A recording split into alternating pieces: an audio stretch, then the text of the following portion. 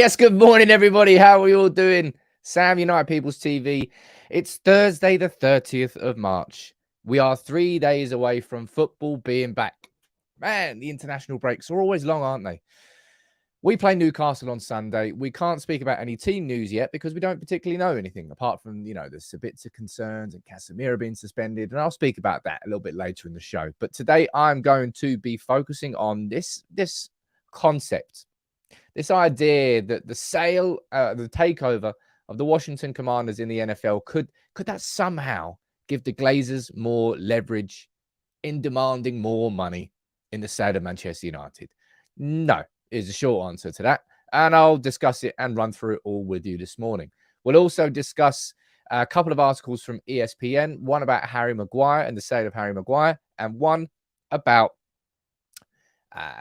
the summer clearout, which definitely deserves a video in itself, but we'll speak about that a little bit later in the show. And there's plenty more to still discuss down here. Who's in the comments? Have a look. Ross Stansfield, good morning to you. John Hammond, Charlie, Clive, you're there as well. Matt Richard, Mr. Anderson, Owen Gilligan, Brian Harlow, good morning to you. And you're there. Ian Robertson, Jamie Lords, Paula, Osai, Lee, David. There's so many different names, so many new names. Always put a smile on my face. Who's on Facebook? Stephen Lawrence. We've got David Carroll, Debbie Hins, Livio Brunches. Good morning to all of you. First things first, I want to say before we get the show started, today is the last day. 1 day left on the first big giveaway. Actually, it's not the first big giveaway. Gave away 2 Club Wembley tickets. That was awesome. Second big giveaway is the PS5. There's 1 day left on that draw, and going to be announcing the prize for the next giveaway on tomorrow's stream. So you make sure you want to be joining in that stream. There's a comment there from someone here saying, Graham Clay, why are you discussing it if the answer is no? Waste of time. Well, Graham, maybe you haven't joined in too much here on United People's TV, but I like to explain things. I like to run through the actual full stories of people so you can actually have a bit of an understanding rather than say, nah, never mind, dismiss it. Pointless. How does that help? I mean, you could say that helps you because you ultimately know the outcome. But yeah, I like to explain things here. If you don't like that, off you pop, my friend. We do the show every single day, and people seem to enjoy the actual conversations that we have. So there you go. That's why I'm saying it, Graham. All right. Let's go down here now. Something that happened yesterday, which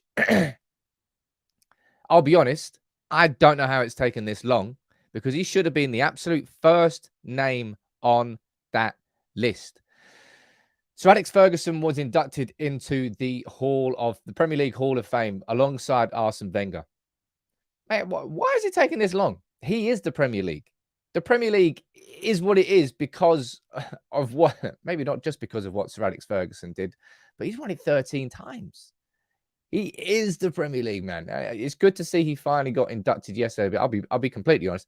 I have no idea how it's taken this long. He really, really should have been the first person on that list. And I always say it, and I genuinely mean it. The Premier League will never be as good as it was between 1998 and 2002.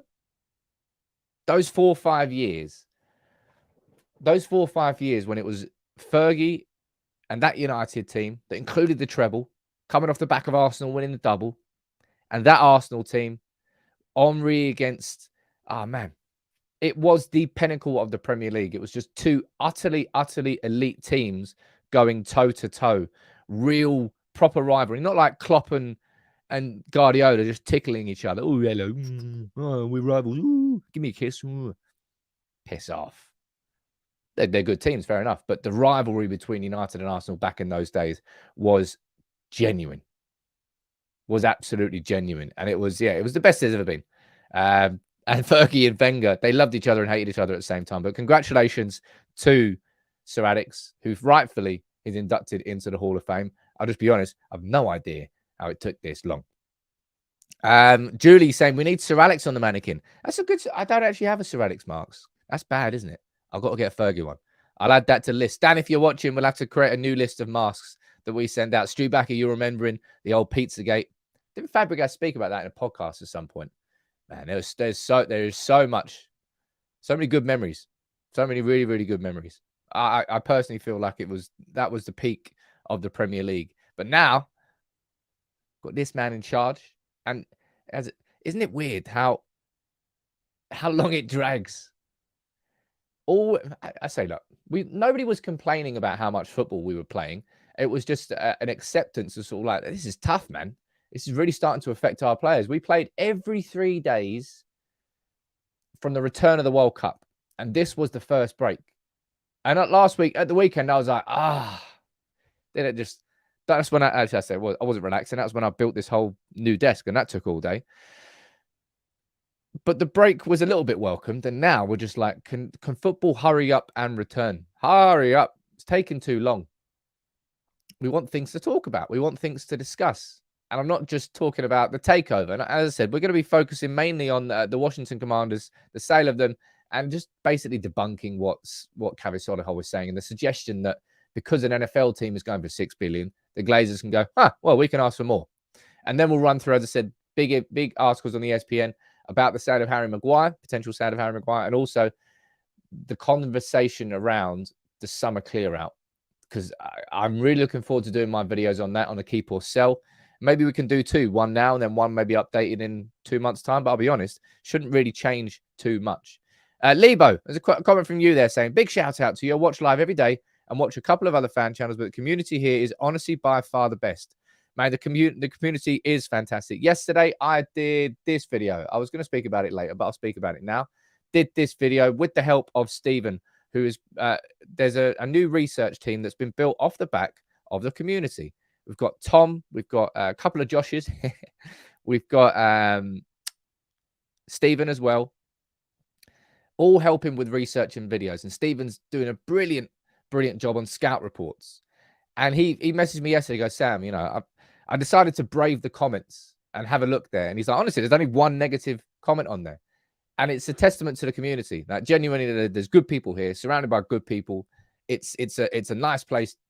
I think so anyway. It's a really genuine conversation that we can have. I'm looking forward to doing more videos like that.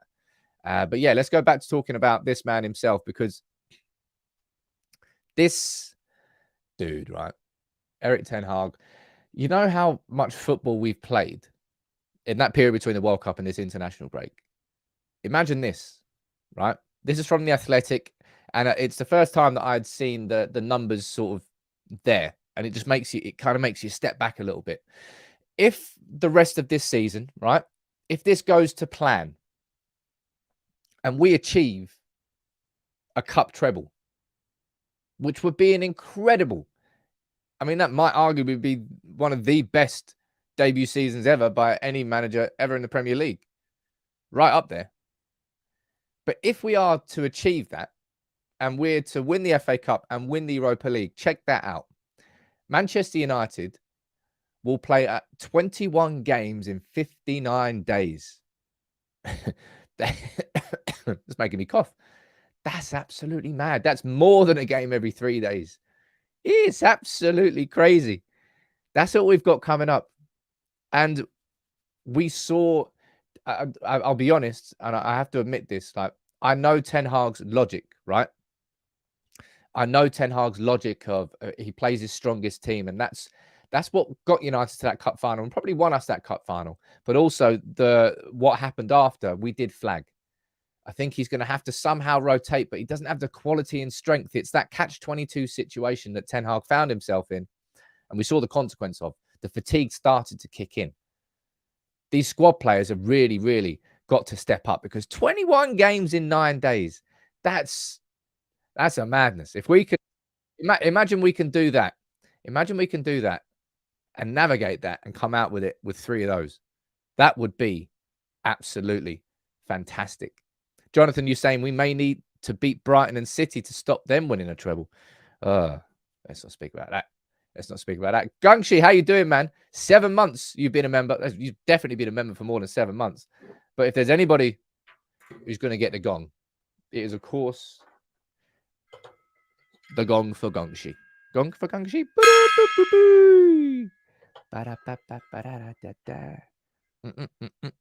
Big up to you, Gangshi, man.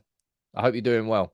But let's run through now the stories of today's show. As has been pointed out by me at the beginning of the show there.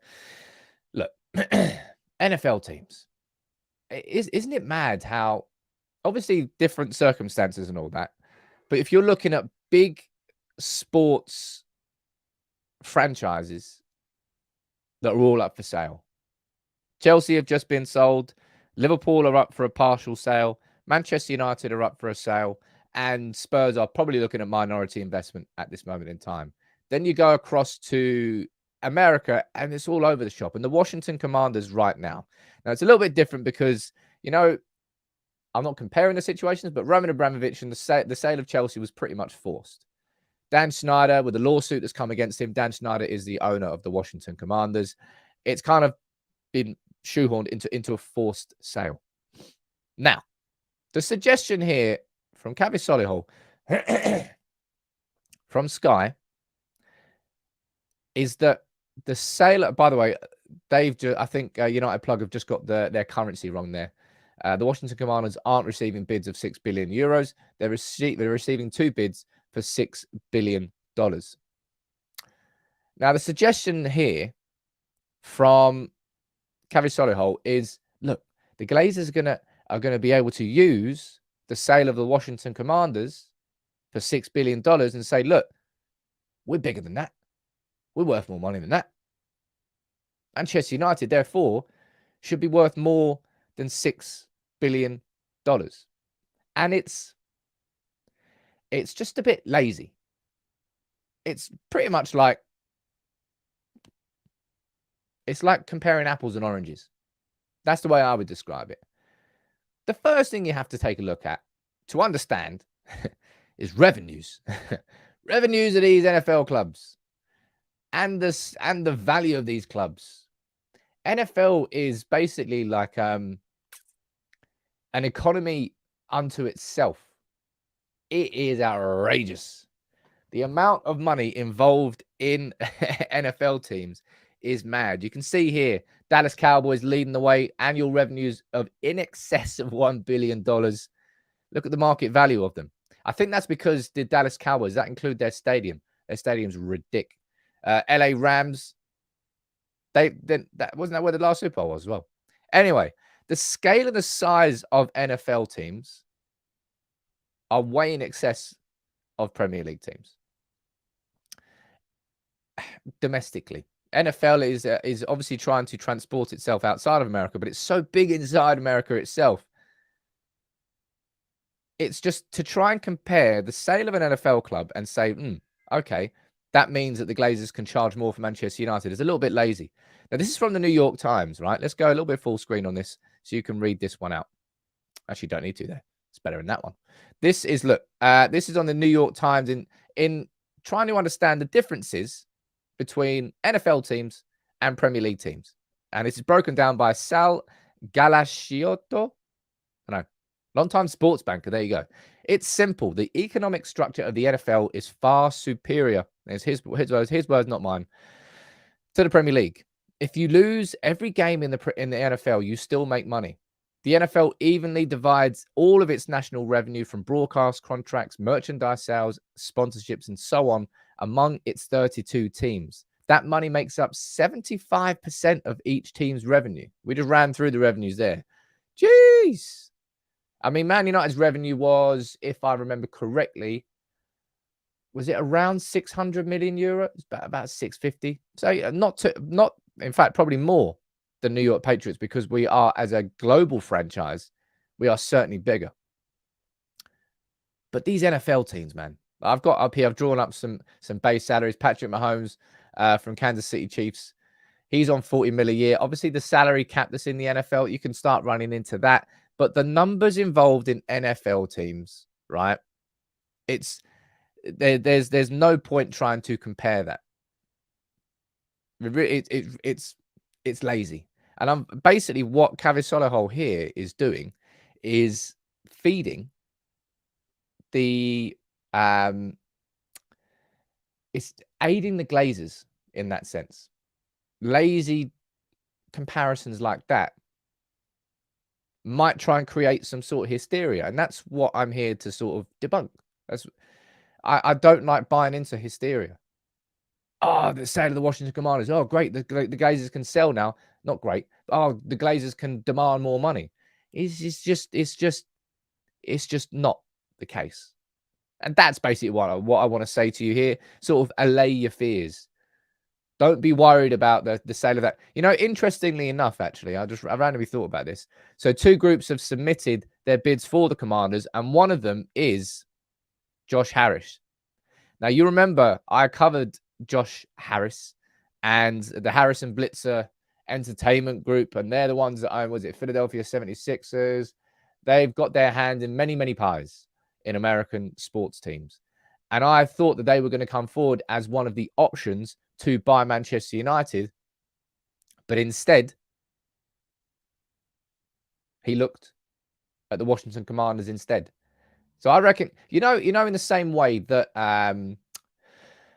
as soon as Liverpool went up for sale, so Liverpool were up for sale, and as soon as Manchester United went up for sale, nobody was looking at Liverpool.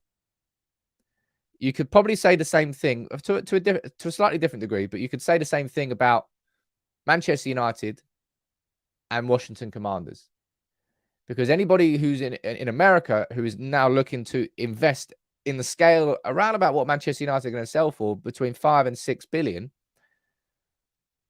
quite a few of them are looking at Washington Commanders instead of Manchester United, and that doesn't help the Glazers. But yeah, in my opinion here, don't be worried about it. That's basically what I want to say this morning, right? I can see some Dan. You're suggesting down here about percentages of sales. Let's not get into the nitty gritty of it. I'm not here to dissect the sale of Washington Commanders and everything about it. I'm just here to tell you, don't be worried about the sale of that and thinking, that means the Glazers can ask for more money. It doesn't. All right? It doesn't. And Liam, you're saying if it's 6 billion for 69%, how is the remaining? I don't know whether you're talking about Manchester United there or whether you're talking about Washington Commanders. I'm getting a bit confused by the comments down here. Lots of numbers being flying. If you see this, it's crazy. And the £6 billion is there. That's not what the Glazers charging for £6 billion. I think they probably would be if they wanted to. But yeah, my point here is don't worry about it. All right. I'm not saying that the Glazers aren't going to be greedy and trying to demand more. But if they try to go to the table and suggest to Sheikh Jassim or Jim Ratcliffe and Ineos, well, look, lads, they've been sold for 6 billion. They'll get laughed off. They don't get any extra power in those negotiations by what's going on with the Washington Commanders. That's the point I'm trying to make to you, to try and sort of quell hysteria. So I think it's important to do that. It's very easy to get caught up in hysteria. Sometimes it's true, and then sometimes hysteria can be there for a reason, and it's not there for a reason this time anyway. Ah, look at that down there, man. Woo! Rotham, how you doing, buddy? Nearly ate the mic. Rotham, you just gifted 10 memberships. You actually, let me just get these 2 snakes off the screen and give Rotham a little. Yeah, man. I really need to sort the software so I can stop hitting the gong. I want to get my gong. The symbolic gong can sit up there. You know what I was thinking of doing, actually? You can let me know what you think about this in the comments. Anybody who's an OG on the channel will remember that back in the day, I opened a PO box because I thought it was a cool way for you to sort of get involved. If you wanted to send something into United People's TV, you could. I think what I'm going to do now is, you see that space up there? I think I'm going to, Nathan, leave that. I'm not going to be spanking anything. I might create that space up there for anything that you want to send in again, because I think the way that the community has grown and how engaged everybody is, I thought that was a wicked way. No lava lamps. Yeah, Gungshi, you remember the lava lamp that was sent in by absolute donut. Yeah, I might open that up again. I thought that would be a cool thing to do, because I'm thinking about how this whole area is going to get redesigned. That's part 3 of the complete revamp. We've still got stage 2 to go, all the software. But in the third part, I might open that PO box again.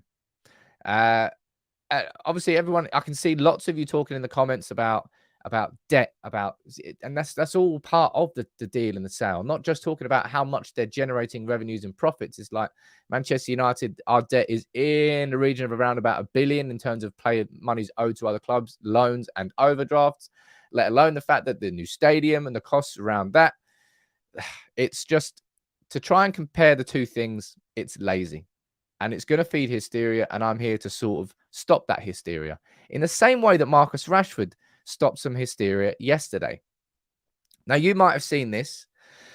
This was Marcus Rashford responding to a story from Jonathan Cross from the Daily Star. Is it Jonathan Cross? Let me have a look. Daily Star. Jeremy Cross, not Jonathan Cross. Jeremy Cross released an article yesterday suggesting that Marcus Rashford was demanding £500,000 a week. And Marcus Rashford was like, look, just before this one starts to do the rounds, it is complete nonsense. The club and myself have been respectful to one another, and that's how it will remain. My focus is purely on finishing as well as possible in the league and winning trophies.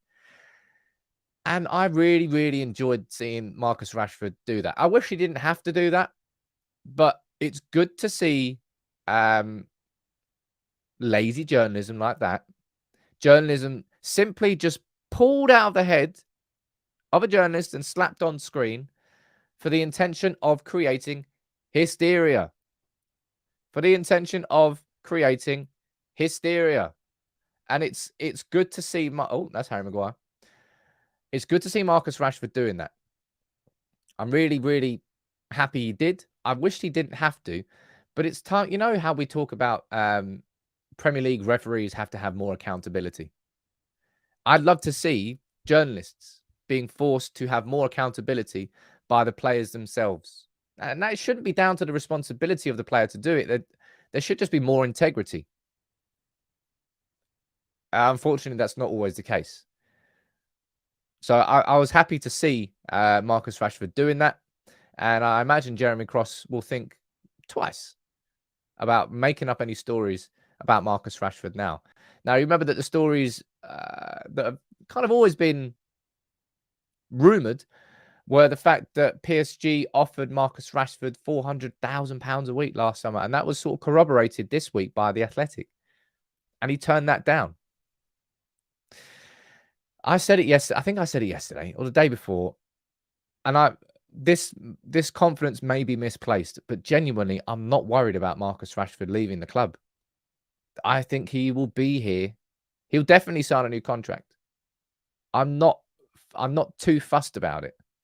You can let me know whether you would you agree with that. But yeah, Marcus Rashford has been here through the rough patches. He's been through the academy the whole way through, and he is our star now. What is it? 27 goals he's got this year? 27 goals, 9 assists, something like that. Why would Marcus Rashford leave at this point? He's been in the mud, in the swamp. And finally, United are on the way up, and he's going to jump off ship at that point. I don't think that's going to be happening. But that's just my own interpretation, of course. DP saying he just used a PSG story and bigged himself up. It's rubbish journalism. Yeah, it is. And I'm glad to see Rashford calling it out. Ricky, you're saying problem being now Rashford has slapped down one story in future. Any other stories he doesn't slap down will be deemed as true. I mean, you could look at it from that sense, but no, his job isn't to question every single story that comes out.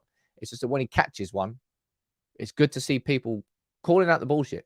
I like seeing liars get called out for it because it's too easy to lie and too easy to get away with it these days. Liam Hardy, what are you saying down here, sir? You're saying, I was talking about the Glazers. Your comment earlier. You're talking about the Glazers valuation of United. They own 69%. How is there a remaining 31% valued? Did Ben Jacobs mention this? Now, of course, the 31% is going to be the market capitalization of all the shares. I don't know the number of shares that 31% is, but what's the share value right now? Let's have a look. Man United share price. It currently is $22.40. So I don't know what the market capitalization is.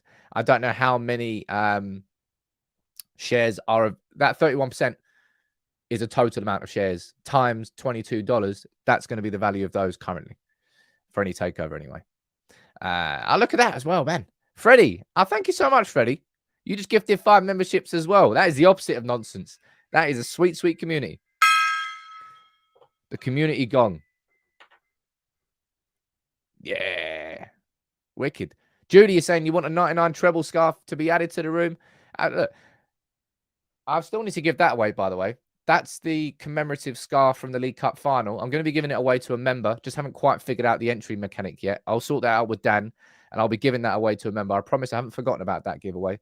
Also, I've spoken to Stan Chow, and he's agreed every time I buy a new poster now, he's going to send me another one. So I'm going to be able to do giveaways every single month now of certain Stan Chow posters. Again, trying to figure out the mechanic for that. The next giveaway I've got is just down there. The PS5. Remember that, as I said, that tomorrow is the last day you can enter the giveaway for that. We're working on the website. We're working on a newsletter. Working on new merchandise. Working on the emojis, the custom emojis. Working on new perks. Working on the return of the arms. There are so many things going on behind the scenes for the members in the community, I promise.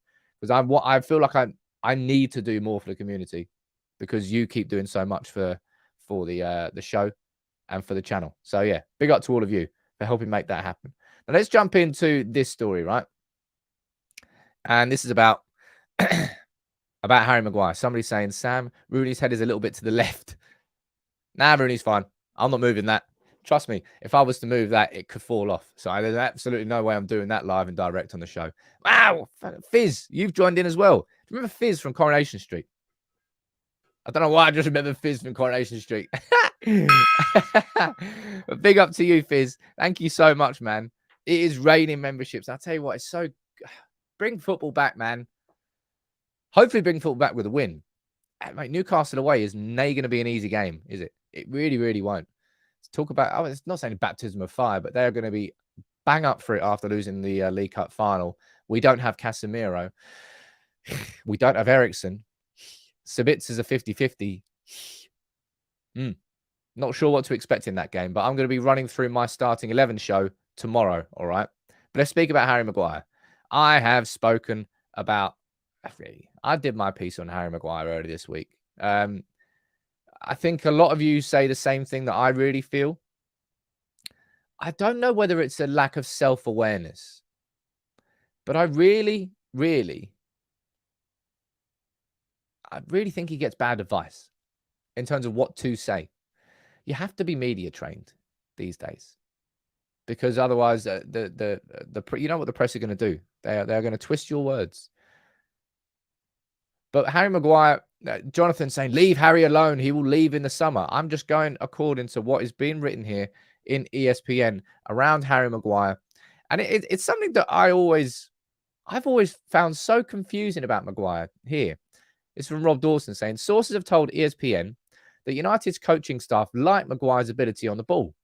And that's probably a reason why we were all quite excited about signing him. Looking at how he played out from the back at Leicester, how he did that for England, we're thinking if he can do that at United, yeah, hell yeah. But that next part, this is easily the most confusing thing about watching Harry Maguire play. But Man United's coaching staff also have concerns about Maguire's tendency to rush out to win challenges and a perceived lack of mobility. That's always so strange, man. Isn't that always strange? Maguire, he does it so often. He did it for Italy's goal during the international break. Maguire loves to step up. And I'm not saying it's a bad thing. Maguire loves to step up out of position and make a challenge. The only thing that makes it a bad thing is because a lot of the time he misses that tackle. And because he lunges in so far and the player just skips past him, you leave a huge gap at centre-back where Maguire now isn't there. And because of his mobility, which is a bit slow, he can never track back. That hole is just there. It happens so often. And it's just strange.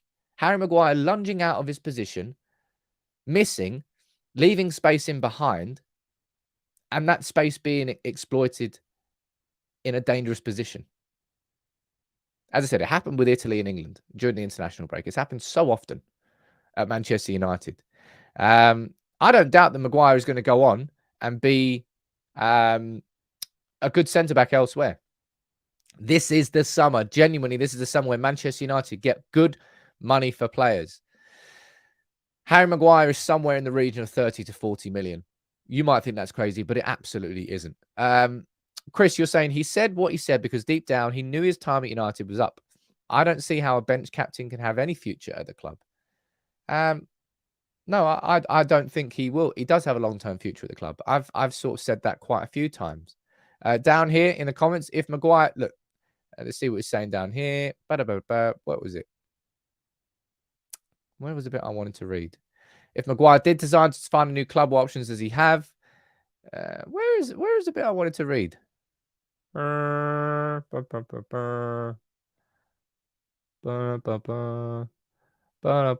Anyway, the article says somewhere that Man United are definitely going to be considering selling Harry Maguire if the right offers come in. And I think the right offers will come in. You really might not think that Harry Maguire is worth anything because of what he's done at Manchester United. And that's just wrong. Harry Maguire is going to be sold for a decent price. And this summer is the summer where we absolutely have to do that. We really, really have to do that. Let me see what's going on here. If anything else is being said whilst I'm live. Oh, look at that. The shortlist for the next nominees for the Hall of Fame. Let's pull this one up. Tony Adams. Yeah. Sol Campbell. Yeah. Tony Adams more so. Carrick. Yes. Petr Cech, Andy Cole, Ashley Cole, Jermaine Defoe, Les and Rio Ferdinand. Robbie Fowler, Gary Neville, Michael Owen, John Terry, Yaya Toure, and Vidic. What's that? 1, 2, 3, 4, 5 United players, and I mean technically you can put him down there as a United player as well. Although Michael Owen, isn't it weird? No, 1 second, let me quickly cough. Hopefully that sounds a little bit better. But I think that's 5 or 6 players. It depends if you consider Michael Owen a United player. Quite a few of you are telling me to take a look at Samuel Luckhurst's tweet. What is he been saying? Let's have a quick look.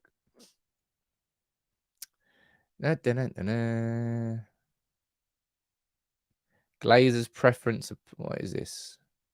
Oh, Manchester Evening News website, right up there in how bad the Daily Mail website is. I think they run on the same thing. Absolutely abysmal. What's he saying? Right. This is what he's saying. Let's pull this up here and we can read this together. Okay. I apologize if this ruins a mic or the adverts go all over the shop.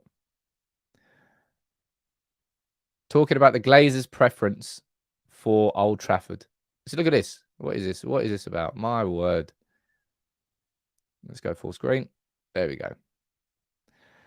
Manchester United's power brokers. Who's ever called the Glazers the power brokers before? Man United's power brokers are in favour of renovating Old Trafford despite exploring options to build a new stadium. Amid the possibility that the Glazer family could retain a sizable portion of the 69% stake, the preference is to preserve the heritage of the stadium. Ironically, it's approaching 4 years since blah, blah, blah, blah, blah. Glazer's view of retaining Old Trafford is believed to be shared by senior club figures who are based in Manchester. Glazer is understood to have likened visiting Old Trafford to it. Who cares about fucking Boston Red Sox, man? One of the reservations United have about building a new Old Trafford is it could become soulless within a certain period. Blah, blah, blah. It's a lot. It's load of puff.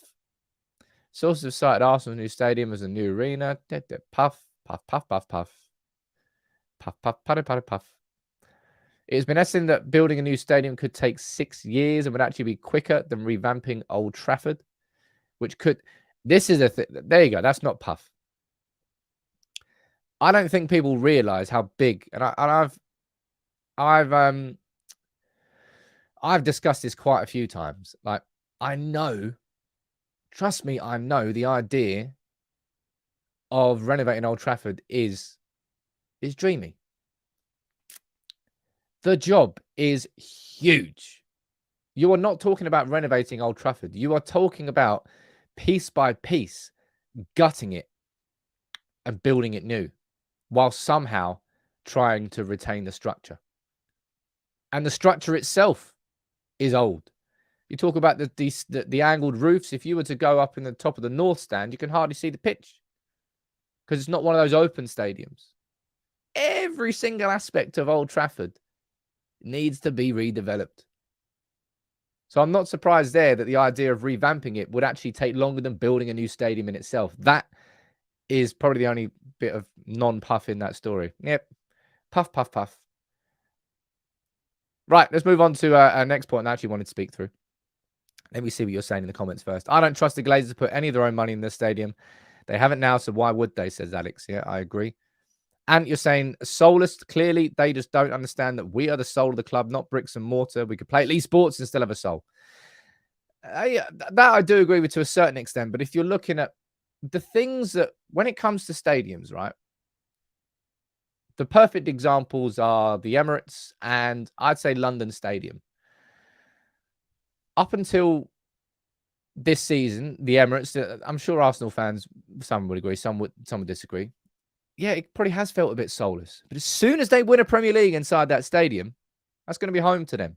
The memories of winning that league will be attached to that stadium. And that is what creates stadiums. Stadiums are created by the memories that are made inside them. And that's why new stadiums feel soulless until you have success in that stadium. And all of a sudden, you remember being there that night. You remember being there when this was won. And the same thing, like the London Stadium, I can't remember what they did last year. It was in their Europa League run. They had, who was it they were playing? I can't remember. But they had a cracking game. And I was thinking West Ham fans are going to remember that. And they're going to have a little bit of affection now with that stadium. Every single new stadium is just an empty shell until you build the memories inside it. Right? Until you build the memories inside it. So, yeah, a new Old Trafford, whatever you want to call it, it would be soulless until Manchester United started winning trophies in there again. All of a sudden, you'd love it. And you have an affiliation with that stadium. Would that take time? Yes, it would take time. Would Manchester United be in a better position as a football club and modernize for the next 20, 30, 40 years? I think they would be. You know what I think about that? And I've kind of spoken about that quite a lot of time down in the comments. But we still don't know what's going to happen. We still do not know what is going to happen about whether or not it's going to be a new stadium or a renovated stadium. And until we get new owners, let's get new owners over the line first, and then we'll speak about a new stadium after that. Wow, look at that. Leo, what a ledge. Leo the Cap coming in here. Shutter Island, baby. Jeez, 10 gifted memberships. Thank you so much, sir. Let me see who the 10 lucky ladies and gents are. Let's read some names out. We've got Cab 1986. We've got Ant Gale, Paul Bryce, Marcus Voss, Ray Yu, Matt Rogerson, Ben Dory, Tokombo, Ijadimini. Look at that. I think I said that name right. But big up to you. I think I might have missed somebody down there. 1 second. Oh, NB watching from Manila. You've been a member for 2 months. Big up to you, my friend. Oh, Andy, yeah, sorry, man. I missed 5 from you. From Gabor, Damile, Ash Hughes, MB, Legends. Andy, boy, my boy. Big up to you, Andy. Big up to everybody. What a community. What a community. Jonathan, Gold Trafford. You know something, right? I'm putting it up as a bit of a joke. Jonathan, by the way, nice to see you again. I haven't seen you for a little while.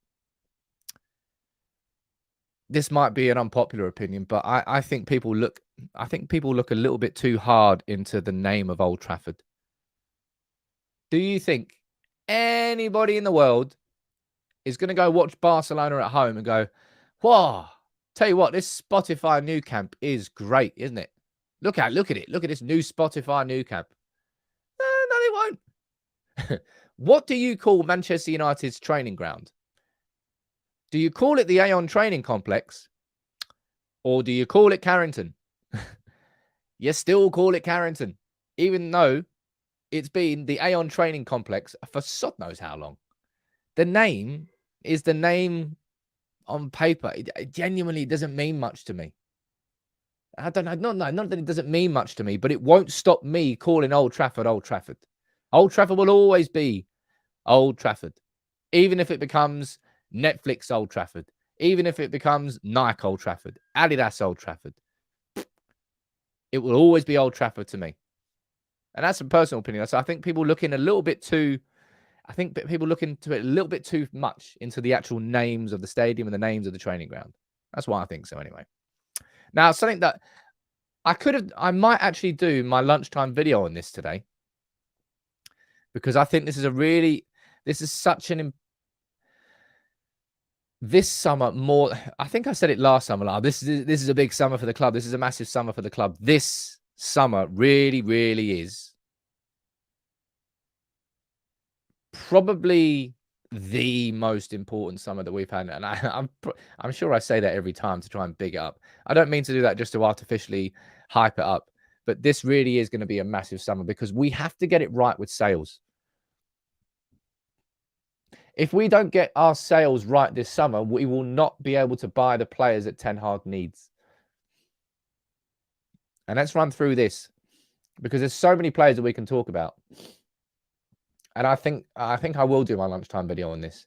Scott McTominay is wanted by Newcastle. There's interest in Harry Maguire, Victor Lindelof, Dean Henderson, Erik Bailly, and Alex Telles. They could be sold. So let me move the mic out of the way. There, I keep leaning forward a bit too much. Anthony Elanga, Brandon Williams, they could be leaving on loan. Phil Jones and Axel Tuanzebe, they're set to leave at the end of their contracts. It should be the end of Phil Jones. I still feel sorry for him, but it's just so weird how he disappeared off the face of the earth. No one's heard from him. No one's seen photos of him, but he's been paid by United all year. Both him and Tuanzebe are going to be leaving. This is going to be a big, big, big summer.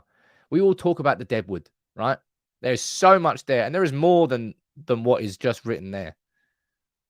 This is the summer where we're going to have to do this. And if you're looking at prices, right? The price is right. Big up, Bruce Forsyth. Scott McTominay, genuinely, you're looking between 30 and 40 million. Harry Maguire, in my opinion, you're looking between 30 and 40 million.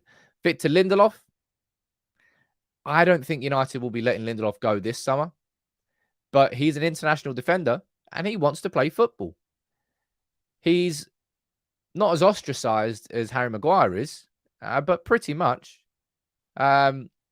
He's second choice. He's hardly getting any game time. So Victor Lindelof might force his own exit, and he couldn't stand in the way of him, but I don't think United will be pushing him out the door.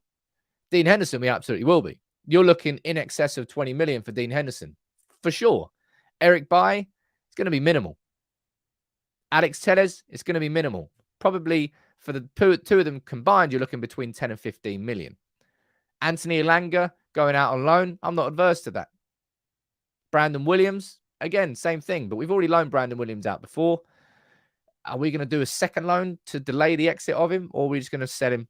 I think Brandon Williams, you can have a conversation around being sold. Phil Jones leaving, wages freed up. Axel Tuanzebe, Alex, I can see you mentioning it down there. Feel sorry for him. I really do. His injuries, he's one of those players, I suppose like Phil Jones, just injuries have just stopped any chance of a Manchester United career. And it's good that both of those are leaving. And the name down there at the bottom, Mason Greenwood. I've made my opinion abundantly clear on Mason Greenwood, so we don't need to have a conversation around him. But I think the longer this goes on, I think the more chance that Man United are going to feel like they could just reintegrate him back into the team, and there'll be less noise around it. I don't think there will always be huge noise, and there should be huge noise. I'm a little bit fearful around that though, but we can leave that for a little bit. But you can see down there, we've got how many names on that list? We've got 1, 2, 3, 4, 5, 6, 7, 8, 9, 10 names there, and probably more. That's why I think I'm going to be doing the video this lunchtime.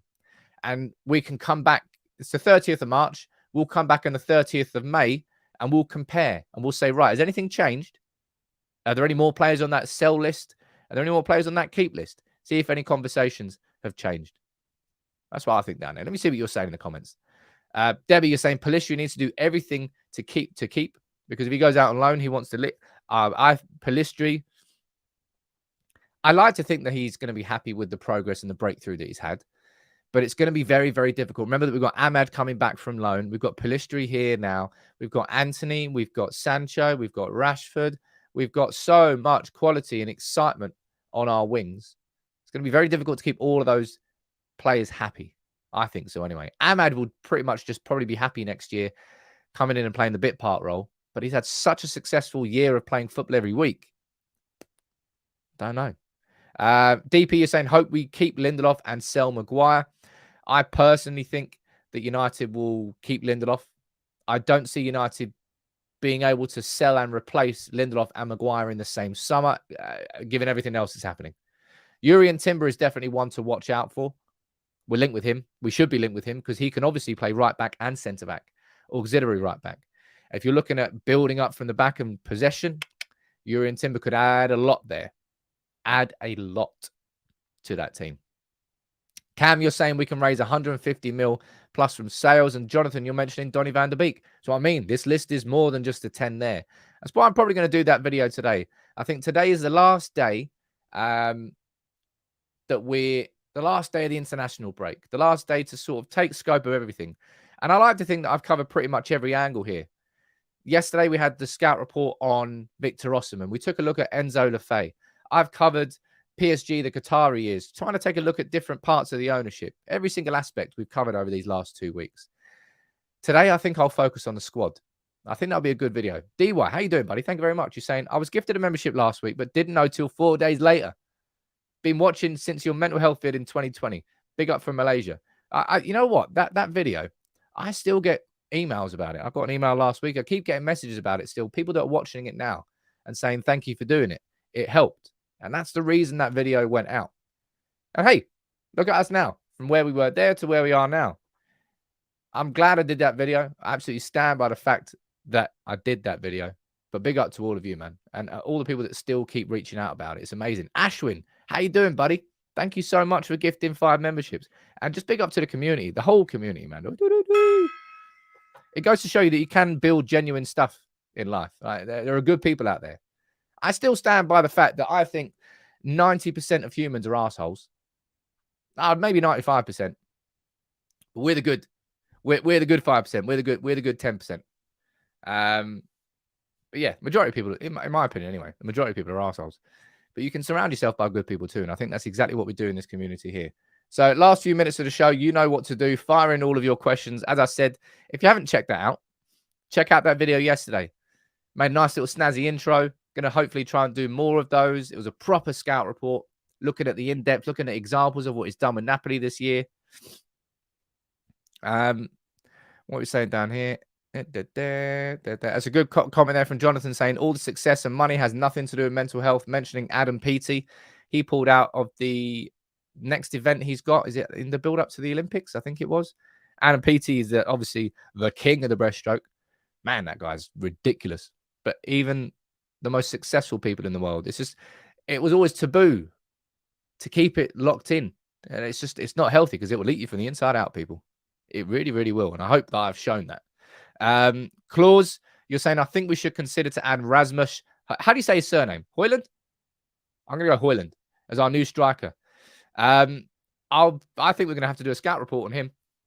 I think so. Obviously, he's the top scorer in European Championship qualifiers with 5 ahead of. Can you name the other two? Can you name the 2 players who are on 4 goals behind Rasmus in the European Championship's top goal scorers? Name it in the comments. I think you will be. Wow, man! Today everybody's feeling. Everyone's got a smile on their face today. Leo, you're an absolute ledge. Thank you so much, man. 5 gifted memberships again. The gong has been absolutely spanked today. We've got McTominay is one of them. Correct. McTominay is one of them. It's not Sabitzer. There's one more alongside McTominay who's on 4 goals. So Do you let me know? There you go. We've got it down there. Lee, you're the first person to get both there correct. Kid, you actually said it first. It is Ronaldo. Ronaldo's on 4 and McTominay is on 4. Imagine that. The top 5. Rasmus there from Denmark with 5. McTominay. Second top goal scorer in the European qualifiers with 4 for Scotland, and Ronaldo 4 for Portugal. And what we're going on down. Oh, wow. Wow. Man, everyone here. Look, everyone's got a smile on their face, man. I love this community. Went for a triple tickle. Is that a thing? And it is now. I can't wait to bring all this engagement on screen, to have the soundboard and all the... It's going to be wicked. The next level of this is going to be wicked. It's going to be quite difficult to get it all done and properly, but I can't wait till I do it. And last bit of news that was announced yesterday. Finally, we had confirmation on the FA Cup semi-final. It's going to be on Sunday. Of course it is. It's going to be on at 4:30. Of course it is. I don't know why it can't be a little bit earlier than 4:30. It's an absolutely horrendous kickoff. What time did I get back from the League Cup final? I only got back about 11. Something like that, roughly. But the 23rd. So we play Seville. So we play Sevilla on the Thursday, and on the Sunday at 4:30, we play the FA Cup semi-final against Brighton. That is going to be such a hard game. Brighton are very, very exciting to watch this year. Matoma, brilliant. McAllister, brilliant. Ferguson breaking through. That's going to be a really interesting game. Let me see what you're saying down here in the comments. Giandra saying, thank you very much for the gifted membership. Really awesome. Big up to you, my friend. There's so many new names down here. I love all the new names. And it's Green City, like the Emerald City from Wizard of Oz. Big up Wizard of Oz. Anyone ever watched Return to Oz as a kid? It used to freak me out. The Wheelers. Random fact for you there. Would you rather sign Tomori or Kim Min-jae? Says United Forever. It's a good question. I've watched a bit more of Kim Min-jae because I've watched a fair bit of Napoli. I haven't really watched much of... Is it... does he still play at Fikayo Tomori plays for AC, right? Does he? I think he does. He still plays for AC. I haven't watched enough of him. Eggs are poisonous to gnomes. Yes, Josh. You know. But big up to everybody. Thank you all. So many gifted memberships. And today is the last day where we're not going to be able to speak about the games that are coming up. Finally, it's been a long old couple of weeks. Tomorrow we've got Ten Hag's press conference. I'm going to have my starting 11 video for Newcastle. We can start properly looking ahead. My video that's going to go out at lunchtime today, I'm going to focus on the summer clear out. I'm going to run through the list of the players that I think should stay and the players that I think should go. I'm not going to talk about keep or sell because I'm going to be including loans in that. So it's going to be a stay or go video. So I'd love to know your lists. So make sure you check that out. Thank you all for tuning in today. I hope you enjoyed the new intro. Let's bring up the new outro. Big up to this community. And as I said, I'll say it one more time. Tomorrow is the last day to enter the draw for the PS5. That's the link down there. And I'm going to be announcing the winner on Friday night and announcing the new giveaway probably on the Monday show, maybe a little bit earlier. If not, anyway, I'll let you know. Take it easy, everyone.